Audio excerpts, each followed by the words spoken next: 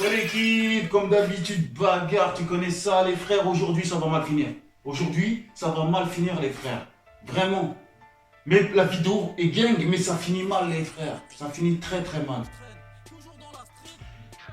Le combattant dont je vous parle là, histoire de malade, histoire de dingue, les frères. Un parcours incroyable, c'est du jamais vu, limite, les frères. Ce que je vais vous raconter là, c'est du jamais vu, les frères. Le gars là, c'est un Coréen. D'accord? Un Coréen qui a défié les plus grands, qui a défié le plus grand. À son époque, en 1980-82, là pour lui, il a défié le plus grand des champions. Il a commencé en Corée du Sud et il a commencé à se mettre dans le sport de combat. Il est devenu, dans un premier temps, champion de Corée. Ensuite, il a un peu évolué. Hein, il est devenu très fort, il était vraiment au-dessus. Hein. Il est devenu champion d'Asie, ok, dans les années 1980, un peu avant 80, à ce moment-là, le temps qu'il évolue. Il a fini par aller au State, et au State, il a combattu donc en prétendant avoir la place pour le titre. Ce combattant-là, c'était un acharné, les frères.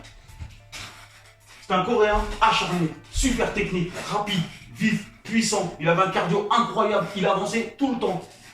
Tout le temps, les frères, il avançait. Jusqu'à faire plier son adversaire. Tout le temps. C'est pour ça qu'il a un sacré palmarès. Hein. C'est pour ça qu'il a pu avancer et s'approcher, avec tous ses combats, s'approcher de son objectif qui était de combattre le meilleur. De combattre le number one, le plus fort. Le travail était compliqué, les frères. Par contre, il n'a rien lâché. C'est un mec qui s'entraînait tout le temps, tous les jours. Il parlait pas trop, il faisait pas de cinéma, il faisait pas de bruit, il faisait rien. Mais quand il arrivait sur le ring, il faisait le travail qu'il fallait faire pour avancer et monter les marches, une par une, pour arriver à son objectif. Le gars est fort. Le gars est déterminé dans sa tête. Le gars, il est la mentale. Donc, il a combattu tout le monde. Et il les a tous pliés un par un pour pouvoir accéder à son objectif qui était d'affronter le meilleur, les frères. Le meilleur. Et le meilleur à cette époque-là, c'était Mancini. Un monstre de chez monstre, il était imbattable à cette époque-là. Mancini. Un monstre. Et il y en avait plein qui prétendaient à cette place. Mais c'est le Coréen là-bas, tout là-bas, qui a réussi à atteindre, en tout cas, s'approcher de l'objectif. Bien sûr, les frères, il va falloir que vous voyez quelque chose. C'est qui est ce Mancini? Qui est ce champion imbattable que le Coréen là-bas veut affronter? Mancini, les frères, regardez bien. Un combattant extrêmement puissant. Extrêmement puissant. Un combattant qui, comme le Coréen, avance tout le temps en train d'avancer sur son adversaire. Il ne le laisse pas respirer. Il ne laisse pas son adversaire respirer. Analysez bien le personnage, Mancini. Toujours en train d'avancer. Il est là pour te détruire. Il n'est pas là pour faire du spectacle, du cinéma. Il est là pour te détruire, ce gars-là. Il était connu pour...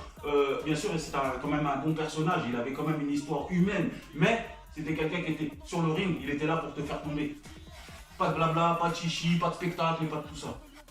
Mais quand il était sur le ring, il n'avait pas le temps. Pas le temps de s'amuser. Pas le temps de parler, pas le temps de trucs. Vas-y, on va pas se fatiguer trop longtemps, tu vois. Plus vite ça va aller et mieux ce sera pour tout le monde. Il n'a pas compris que là, il avait affaire à du très très lourd, mon frère. Tu as fait Mancini, même l'arbitre, il sait que là, il va falloir intervenir. Voilà, les frères. Mancini, du très très lourd, les frères. Et le Coréen, lui, il a voulu absolument affronter ce gars-là. Ce gars-là, malgré qu'il soit si monstrueux, si puissant, il a monté les échelons pour arriver là. Et il y est arrivé, les frères. Avec persévérance, détermination, travail, aboutissement, assiduité, il a réussi à se retrouver sur le ring face à l'adversaire qu'il espérait tant. Pour pouvoir montrer au monde entier que lui aussi pouvait être champion, lui aussi pouvait être le meilleur. D'ailleurs, il a travaillé pour ça. Et il arrive enfin à ce moment bien précis, les frères. Et là, les frères, on est à la pause du 13e au 14e round.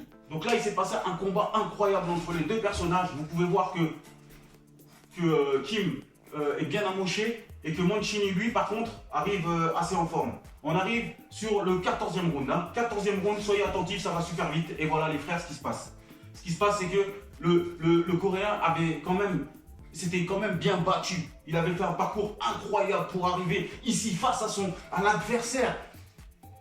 Il a tenu 14 rounds. 14 rounds d'un combat incroyable. Vous pouvez trouver ça, les frères. Regardez ce combat, il était magnifique. Et vous allez voir à quel point Mancini, mais en réalité, les deux combattants étaient exceptionnels.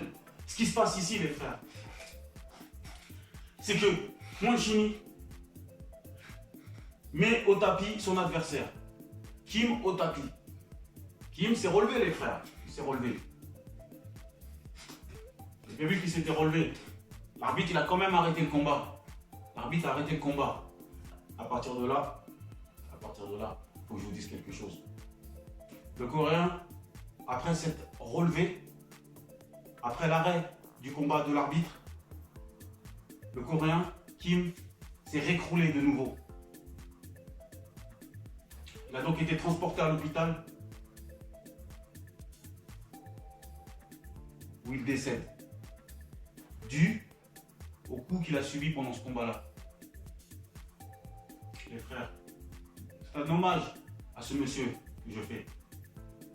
Grand combattant qui part de Corée du Sud, qui se bat comme un lion pour arriver à ses objectifs. S'est battu comme un lion pour arriver là où il était. Affronter le meilleur, le plus fort, le plus puissant. Il a tenu ses 14 rounds, mais au 14e round, il prend le coup de grâce, le coup fatal. Malgré ce coup, il se relève, mais il se récroule.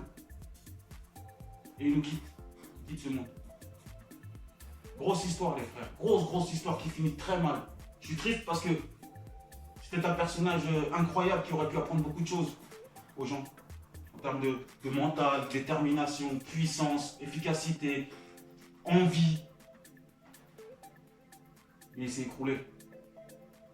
Il ne reviendra pas, les frères. Suivant.